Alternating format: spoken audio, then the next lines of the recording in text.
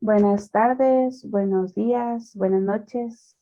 compañeros, compañeras, profesor. El día de hoy les venimos a hablar de las limitaciones en el acceso a la educación secundaria y su incidencia en la calidad de la educación en la provincia de Guanacaste durante el periodo de restricciones en la educación presencial entre los años 2020 y 2021 en Costa Rica. Nosotros somos el grupo 1. Empezando con el marco teórico, hablamos del impacto que la pandemia de COVID-19 ha tenido en el sistema educativo costarricense, el cual no creemos que sea apropiado abordar sin antes definir básicamente lo que es la educación. De acuerdo con las Naciones Unidas, se define como la educación como un fundamento básico para la construcción de cualquier sociedad, lo cual lo hace realmente importante. El contexto de la pandemia, como parte de las medidas de prevención dictadas por las autoridades de salud, se ingiere la educación virtual, las lecciones no presenciales, que se muestran como una alternativa para seguir los métodos de enseñanza sin contacto físico, debido a que esto se lleva de manera virtual. Bueno, para que la educación virtual sea efectiva, es necesaria la conectividad que SUTEL define como los artefactos tecnológicos que proporcionan la conexión física a las infraestructuras de tecnologías de información y comunicación que permiten tener acceso a los servicios de telecomunicaciones.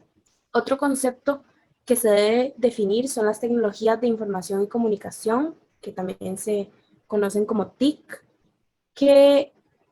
la Universidad Latina de Costa Rica define como los recursos y herramientas que se utilizan para el proceso de administración y distribución de la información a través de elementos tecnológicos como ordenadores, teléfonos, televisores, etc. El Internet, que se define como una red informática mundial descentralizada formada por la conexión directa entre computadoras mediante un protocolo especial de comunicación. Por la pandemia se evidenciaron diferencias en las posibilidades de acceso a las tecnologías de información y comunicación, lo que nos permite dar paso al concepto de brecha digital que la SUTEL define como la diferencia que existe entre las personas, ya sea comunidades, provincias, países, etcétera, que cuentan con las condiciones óptimas para utilizar adecuadamente las tecnologías de la información y comunicación en su vida diaria y aquellas que no tienen acceso a las mismas o que aunque las tengan no saben utilizarlas. Continuamente se pueden mencionar las dificultades educativas sufridas por la gran mayoría de la población estudiantil debido a la pandemia del COVID-19. Varios factores se han visto perjudicados, como es la economía y la salud. Con base a esto repercute otra serie de inconvenientes, como es la falta de conectividad en los hogares y el poco acceso a artículos tecnológicos, como se menciona en el programa de la Nación.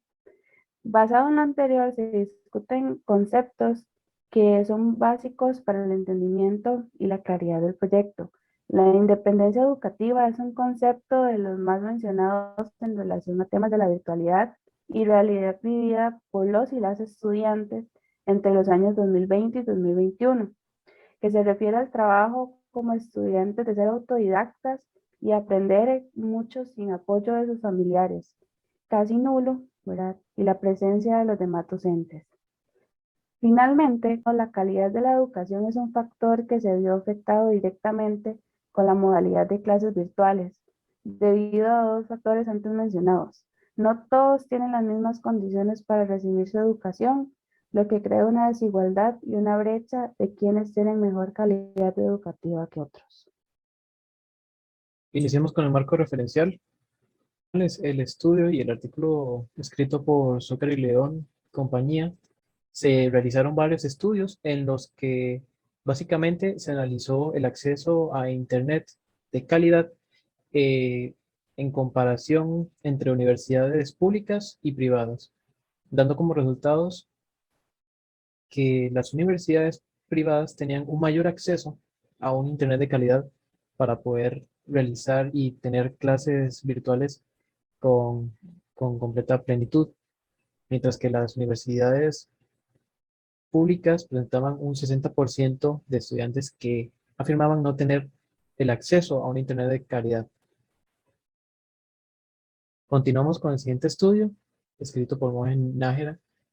y compañía, que se trata básicamente y expone cómo las TICs son realmente una herramienta muy útil que expande los límites y que no solo únicamente se utilizan en el aula, sino que tiene varias ventajas como superar cualquier distancia a la hora de utilizarlas fuera del aula como plataformas como Zoom, Teams, etc.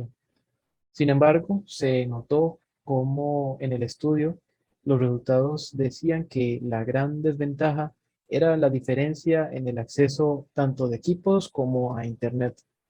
ya que las zonas de Costa Rica más alejadas de la capital y las que se encontraban en regiones, los estudiantes que se presentaban en regiones más deprimidas de Costa Rica, pues no contaban con la modernidad suficiente en sus equipos para poder tener clases virtuales con completa plenitud. Ahora bien, Paola Gómez, Anneli Peno, Angie Solís y Cristina Vargas detallan características sociodemográficas, psicológicas, tecnológicas y digitales que están asociadas al nivel de satisfacción de la población adolescente que recibió clases virtuales durante la pandemia que fue ocasionada por el COVID-19 en Costa Rica específicamente. Es el estudio.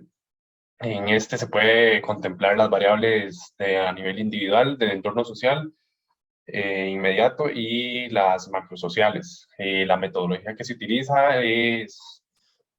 hacer un estudio bajo un planteamiento cualitativo transversal, en el cual se utiliza como herramienta una encuesta en línea, la cual contó con una muestra de 128 personas en un rango de edad de entre los 14 y los 18 años. Todos estudiantes de secundario que recibieron clases virtuales. Para las autoras, el apoyo recibido de amistades y compañías puede mejorar el disfrute del proceso educativo, en contraposición con datos de la misma investigación que apuntan a la necesidad de fortalecer el apoyo recibido por el personal docente, debido a que se percibe como deficiente a comparación con el apoyo familiar y de amistades.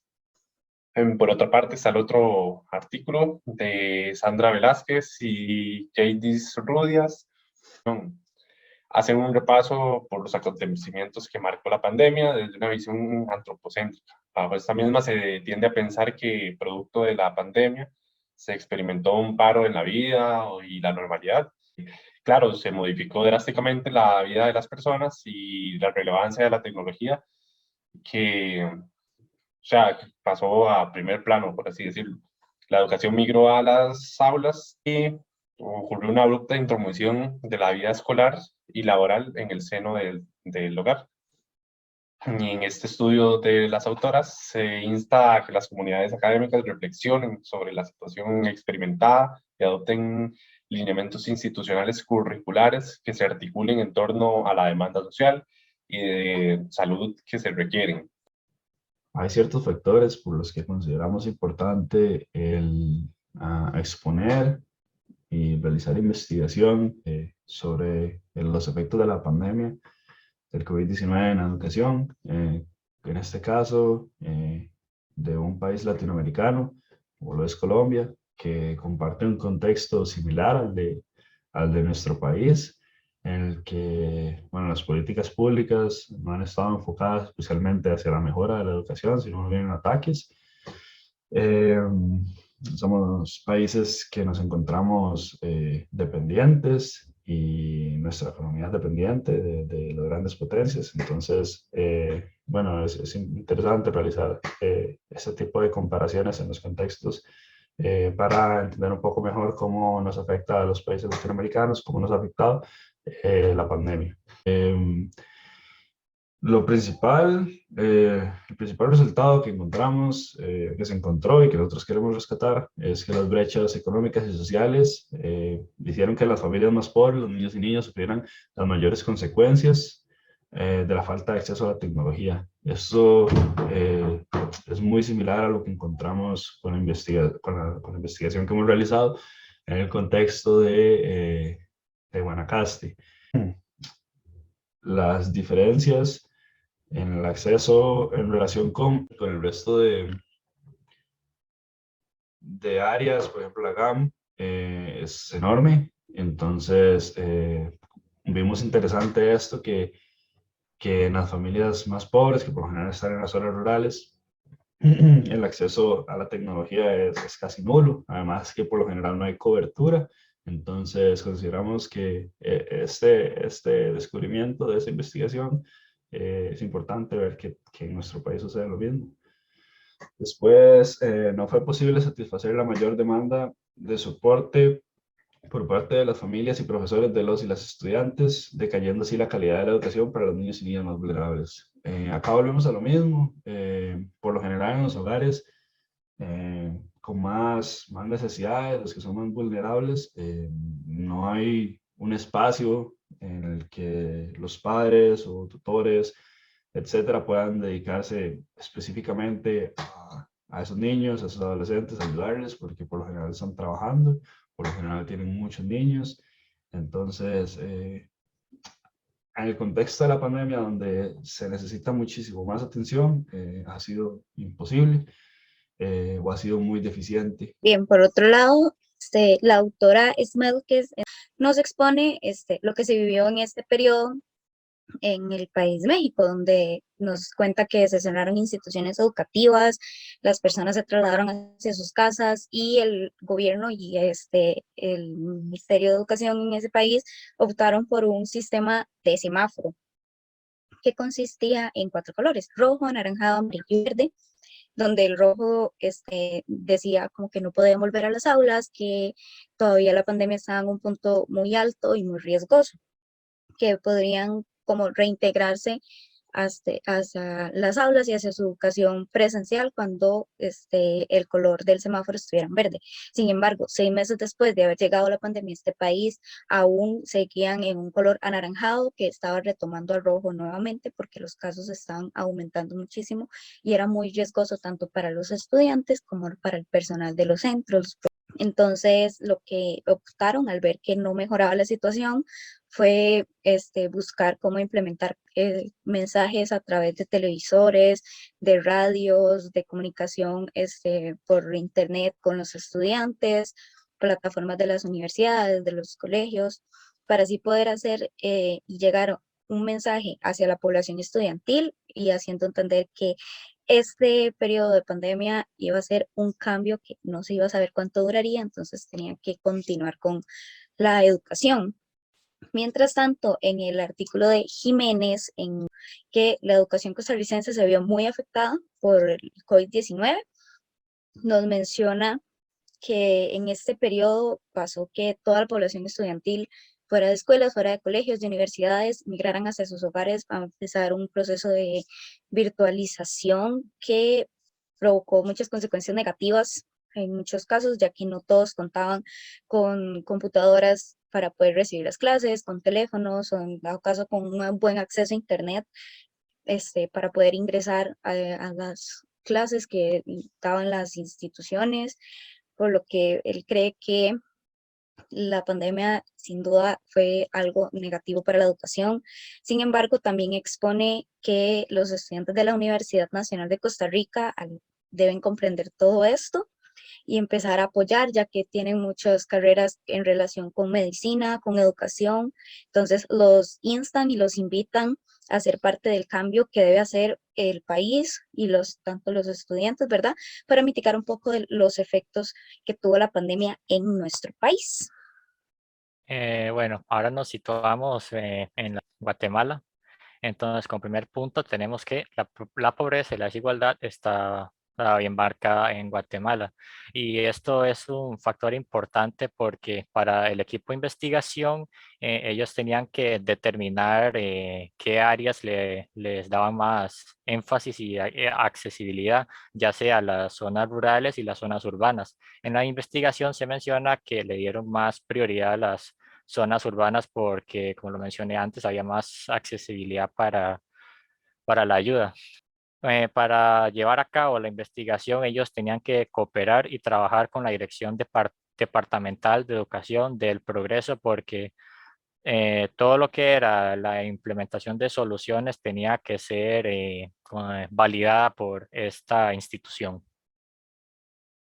Con respecto a la investigación nacional, aquí los responsables de la investigación describen que el principal problema era la brecha digital y que la desigualdad sobre el acceso a Internet y dispositivos electrónicos, eso limitaba el buen desempeño estudiantil. Y con respecto a la metodología, lo que hicieron fue que a las 4 universidades adjuntaron una muestra de 302 estudiantes en el rango de edad de 18 y 22 años y básicamente se les hizo una encuesta. Y con los resultados establecidos se tiene que el 42,7% de los participantes poseía un mal servicio de Internet, el 41,7% tenía un Internet en estado regular y el 15,6% poseía un Internet en buen estado, por lo que evidenciaba que la mala conectividad estaba presente en la sede de Guanacaste y que efectivamente existía una brecha digital. A continuación tenemos la bibliografía.